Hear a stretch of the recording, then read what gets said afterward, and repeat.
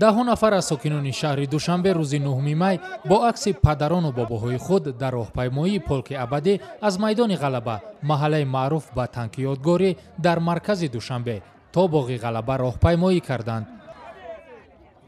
ин дар ҳолест ки мақомоти Тоҷикистон қаблан эълон карда буданд ба ин раҳпаймоӣ иҷоза дода намешавад.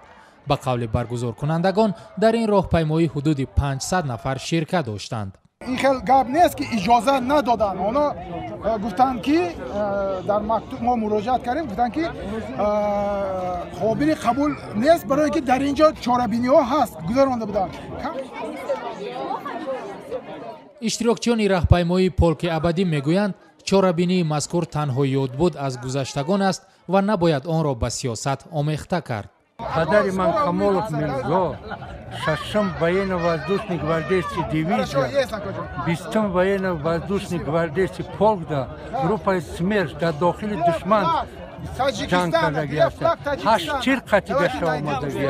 من که امروز پدرم صورتش نگیرم و یاد نکنم چی میکنم؟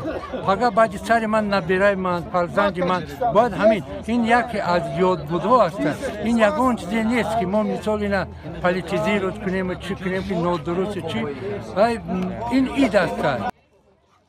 полки абадӣ аз соли 2011 дар Русия ва бархе аз кишварҳои дигар бо нияти посихотири қурбонёни ҷанги дуввуми ҷаҳон бо ширкати ҳазорҳо собиқадорони ҷанг ва сокинони оддӣ баргузор мешавад.